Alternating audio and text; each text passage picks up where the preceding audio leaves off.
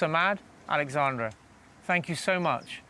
So we go straight into the situation. We had the live stream. You were there in the melee amongst all the people. Tell us, what was it like for you with the women, the children, the elderly?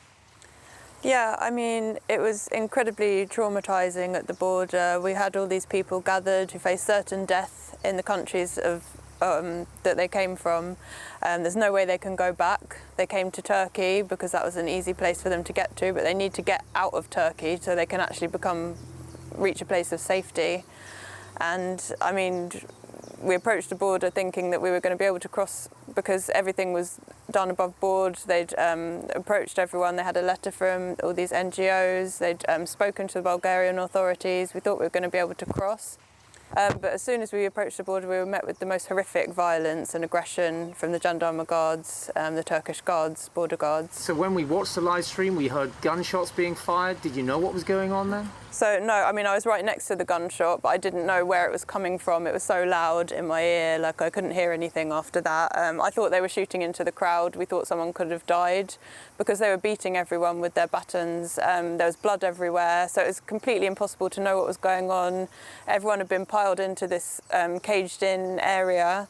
It was terrifying. The children were crying. There were old people there, very young children, women screaming, and no one knew what was happening. We thought we were being shot at, and we were just being constantly, the believers were being constantly attacked by these guards with their batons, basically, with the most insane amount of aggression that no one could have expected for people who are asylum seekers, who are seeking safety, and just wanted nothing more than just to get to a place where they can practice their religion in safety and just be peaceful, basically.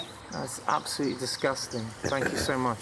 And Samad, at the same time, you were in the same area, or you were slightly removed from this place?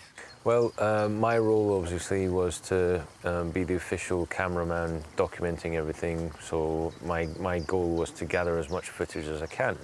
And I seemed to have attracted attention to myself because I was directing some parts of the, movement for footage, and because I was moving around so much and being active, I seemed to have been targeted initially to remove the media presence that would obviously document that, and I was apprehended brutally and isolated first in order to accomplish this goal. Once the camera was taken away from me, I was handcuffed with extreme venom to the point where I still have numbness in my finger and my thumb. And I was isolated primarily, obviously, to get me out of the way, and then I was moved from the border to the Jandarma detention center where the interrogation began, and it was very aggressive with many allegations thrown at us which were completely false, such as we were agent provocateurs, there to cause civil unrest in order to destabilize, obviously, what they viewed as their legitimate elections. Which is quite ridiculous when we see clearly you were there with cameras to document the events as they unfolded. And you yourself then, obviously, after this incident in this compounded area, you were taken out, and you were then, what happened then? Yeah, so I ended up getting dragged out. The police became, they were very violent from the beginning, but the violence actually escalated when they had their reinforcements. They just started, basically just beating people, putting them in vans, handcuffing everyone. They first shoved me in a van with some women and children, and then they came and grabbed me out of there and put me in a police van. I was taken to the same police station as Samad. I didn't realise that he was there at the time. I was in a separate room. They had lots of different guards come in, shout at me, sort of brandishing their guns and just being generally very aggressive at that time. So it was obviously very intimidating, this stage. Did you feel this was building up to a point? Did they want you to do anything at this stage? What was going on? Well, right, I was the first to be taken to the Jandarma detention center. I was alone at that point, and the intimidation and coercion began instantly. We were accused of being agent provocateurs, as I said earlier. Alex was accused of biting, like a member of the border guard. I was accused of breaking the fence at the border guard. All our role was journalistic. We had no other reason to have been there. Okay, like document the event, make sure that no violations were occurring, but despite our presence, they used every tactic possible in order to intimidate, control, literally incriminate everybody, you know? Yeah, so I mean, over the time when we were detained there, they basically forced us to sign papers saying that we consented to stay there another night, which we did not consent to. The papers were all in Turkish, which was later explained to us what they said by a lawyer, but I mean, we certainly didn't consent to it, so it was just a completely ridiculous situation, and it was very stressful. And they made us, well, they tried to get us to sign a document saying that we were affiliated with a terrorist organisation. You could understand this clearly, the documentation? That document was in English. Yeah. That document was in very small writing in Turkish with a small translation underneath in English. There were 15 points on the sheet, and it was point number 14 that had an X in the box next to the statement. And that statement said specifically that we are involved in an organisation that's affiliated with terrorism, which is ridiculous, because this is a peaceful movement trying to cross a border to safety from the likes of these allegations and justifications for execution, which is abhorrent, really. So it quite clearly seems to be a persecution against a minority religion group. Of course, yes. Simply because of their belief in that particular religion, and which is a complete violation of human rights. Luckily, we discovered this statement, and we demanded to tear up the papers.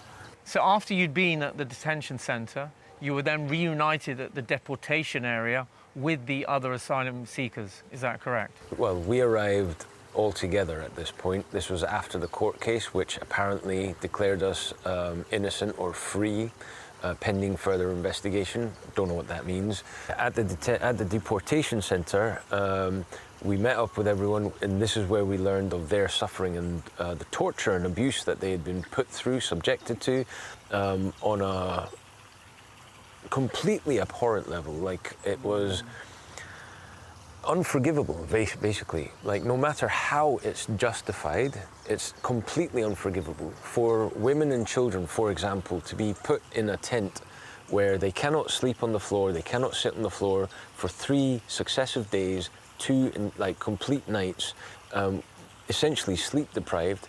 And I think in order to intimidate and coerce them and force them into a situation where they will confess to anything, but and I don't understand how strong they are, but they did not succumb, they did not break down, they stayed strong.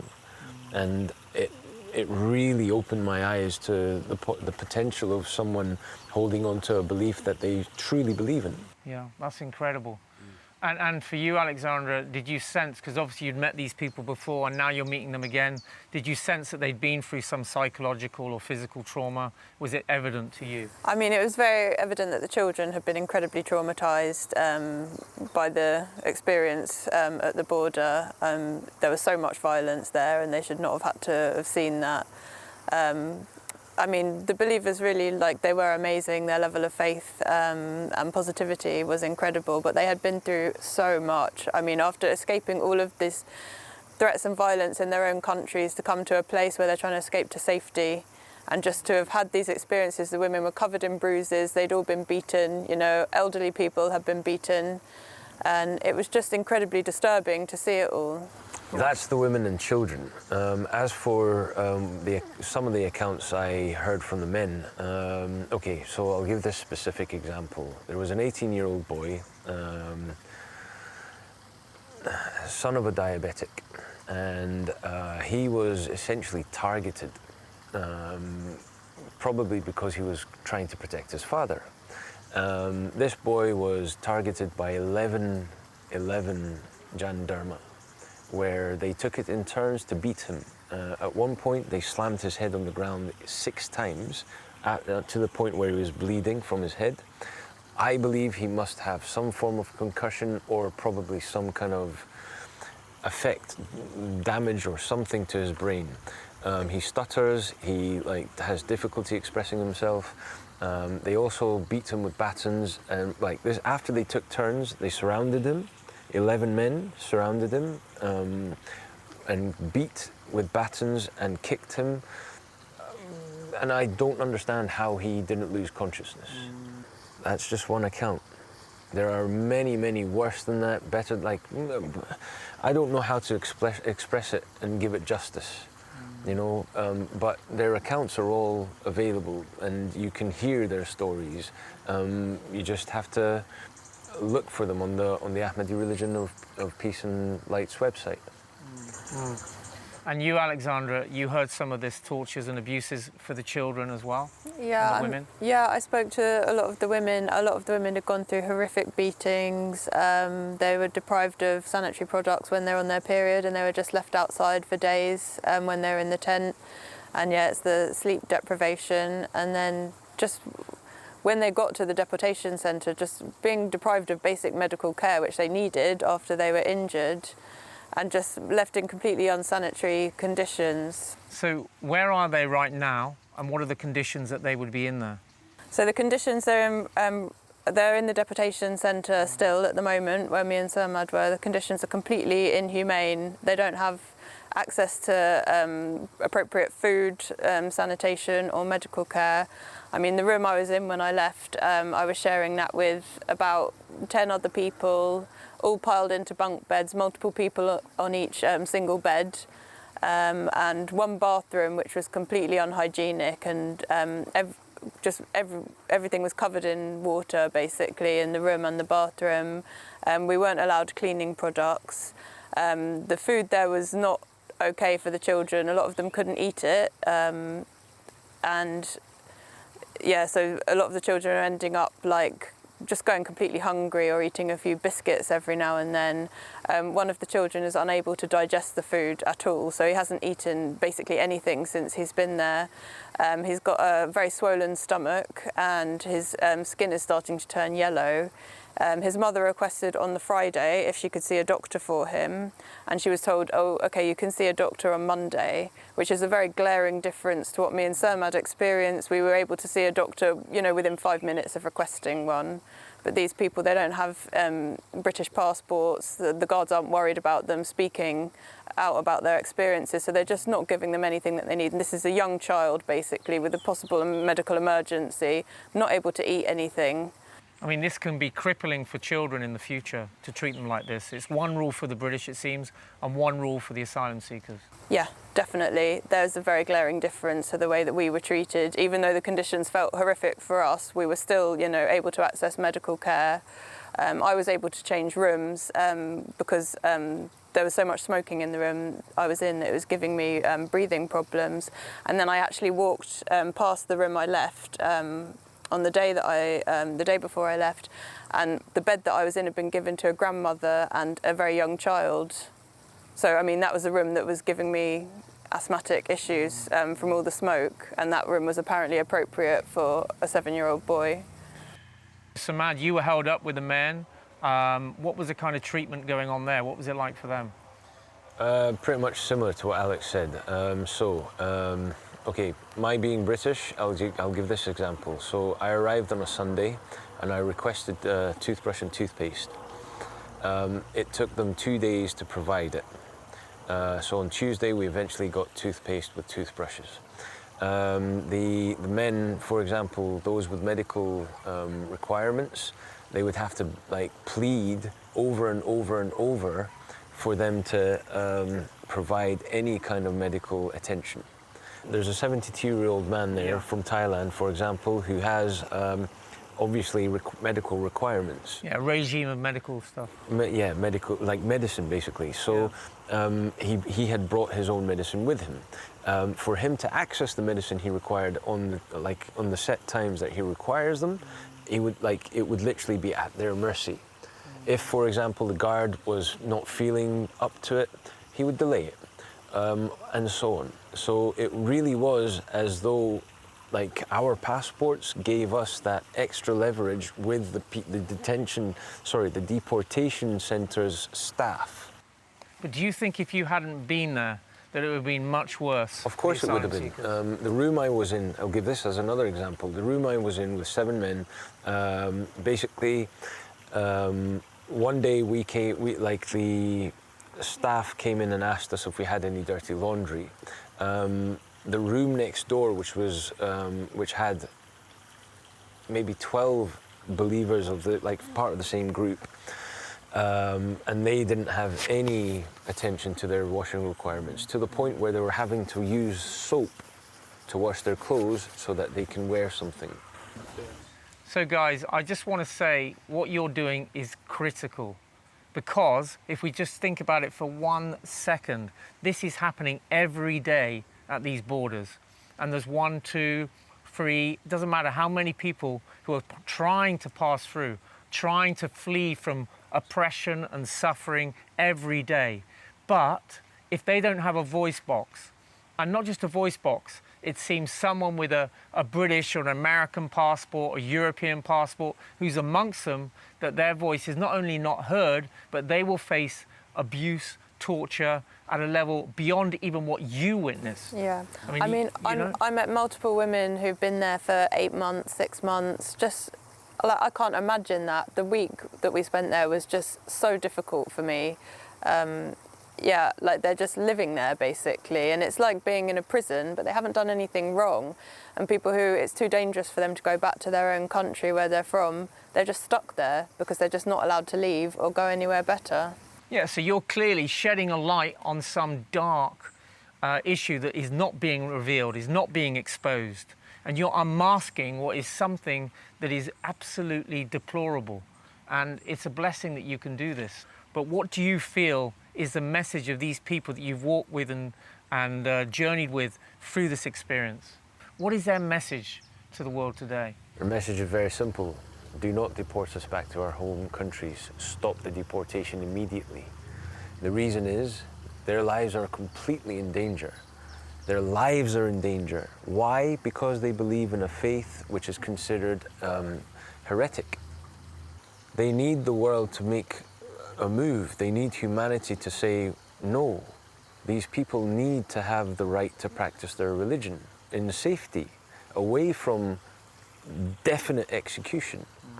And it's an emergency situation whereby they're now held in detention, they don't know their fate, and they need some immediate action in order to rectify this injustice, and it's complete injustice. It's quite clear they're now stuck between a rock and a hard place. They can't go back because they're going to be persecuted and most likely killed. They can't stay where they are because they're in hell there. So what can happen? Who can help them? And this is disgusting. Yeah, you're right.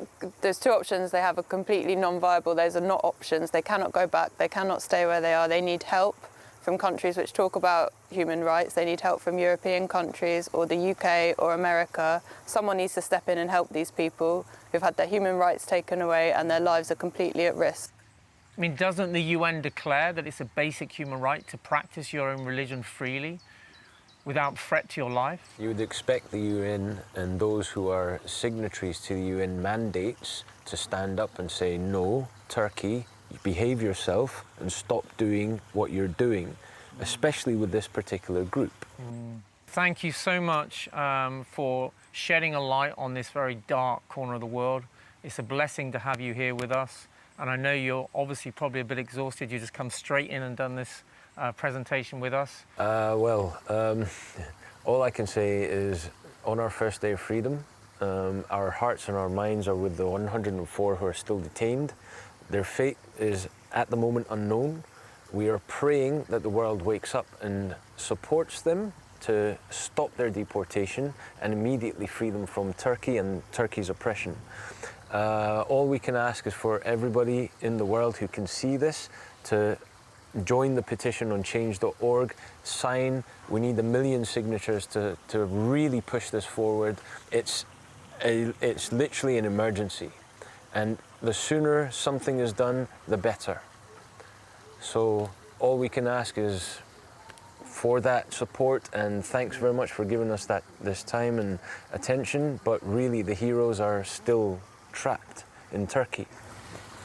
Alex? Thank you. I'd just like to add that the only safe option for these believers is legal asylum in a safe country. They cannot go home back to where they're from, and they cannot stay in Turkey, and the situation is just very urgent. We need to get them away from where they are and somewhere safe. Thank you so much, guys. Thank you. Thank you.